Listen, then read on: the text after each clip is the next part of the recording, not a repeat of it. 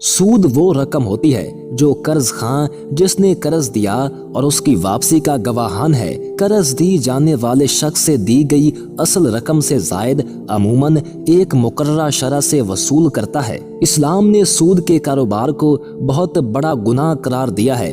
अल्लाह ताला ने मुसलमानों को सूद तर्क कर देने का हुक्म दिया है। सूद को हराम फरमाने में बहुत सी हिकमतें हैं। इनमें से बाज ये है कि सूद में जो ज्यादती ली जाती है वो माली मुआवजे वाली चीजों में बगैर किसी इवज के माल लिया जाता है और ये सरीह नाइंसाफी है। सूद की हुर्मत में दूसरी हिकमत ये है कि सूद का रिवाज तिजारतों को खराब करता है कि सूद खोर को बेमेहनत माल का हासिल होना तिजारत की मुशक्कतों और खतरों से कहीं ज्यादा आसान मालूम होता है और तिजारतों की कमी इंसानी मुआशरत को नुकसान पहुंचाती है। तीसरी हिकमत यह है कि सूद के रिवाज से बामी मोहब्बत के सलूक को नुकसान पहुंचता है कि जब आदमी सूद का आदी हुआ तो वो किसी को कर्ज हसन से इमदाद पहुंचाना गवारा नहीं करता। चौथी हिकमत यह है कि सूद से इंसान की तबीयत में दरिंदों से ज्यादा बेरहमी पैदा होती है और सूद खोर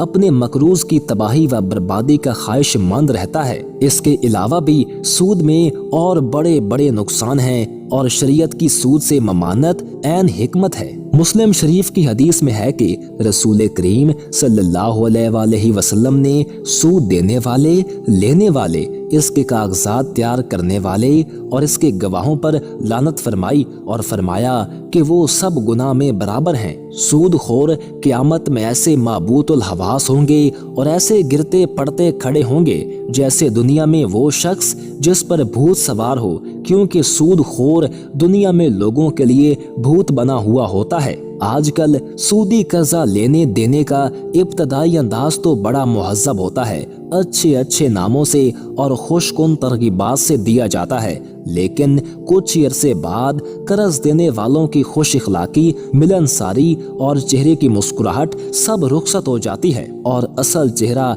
बेनिकाब हो जाता है। जो गालियां दे रहा होता है, गुंडे भेज रहा होता है, घर के बाहर खड़े होकर जलील व रुसवा कर रहा होता है, दुकान, मकान, फैक्ट्री सब पर कब्जा करके फकीर व कंगाल और मोहताज व कलाश करके बेघर और बेजर कर रहा होता है। यहाँ सूद खोरों का वो शोबा बयान किया जा रहा है जो ज़माना इस्लाम से पहले से लेकर आज तक चला आ रहा है। वो ये कि तिजारत और सूद में क्या फ़र्क है।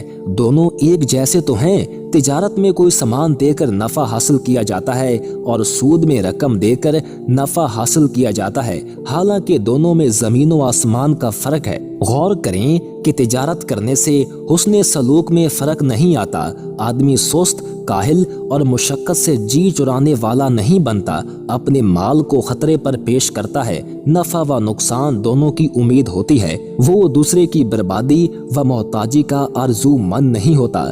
जबकि सूद वाला बेरहम हो जाता है, वो मुफ्त में किसी को रकम देने का तसव्वुर नहीं करता। इंसानी हमदर्दी उससे रुखसत हो जाती है। कर्ज लेने वाला डूबे मरे तबाह हो, ये बहरे सूरत उसे नचोड़ने पर तुला रहता है। आखिर ये सब फर्क क्या है? तिजारत और सूद को एक जैसा कहने वाले को क्या ये फर्क नजर नहीं आता? इसलिए अल्लाह ताला ने फरमाया कि अल्लाह ने तिजारत को हलाल किया है और सूद को हराम किया है। चूंकि सूद का लेन देन एक अरसे से चलता आ रहा था तो फरमाया गया कि जब हुक्म इलाही नाजिल हो गया तो अब इस पर अमल करते हुए जो आइंदा सूद लेने से बाज आ गया तो हुर्मत का हुक्म नाजिल होने से पहले जो वो लेता रहा उस पर उसकी कोई गिरफ्त ना होगी और उसकी मुआफ़ी का मामला बल्कि हर अमर व नही का मामला अल्लाह ताला के हवाले है। और ये भी याद रखो कि जो हुर्मत का हुक्म उतरने के बाद भी सूद खाएगा तो वो जहन्नम का मुस्तहिक है और अगर हलाल समझ कर खाया तो काफिर है, हमेशा जहन्नम में रहेगा, क्योंकि किसी भी हराम कतई को हलाल जाने वाला काफिर है।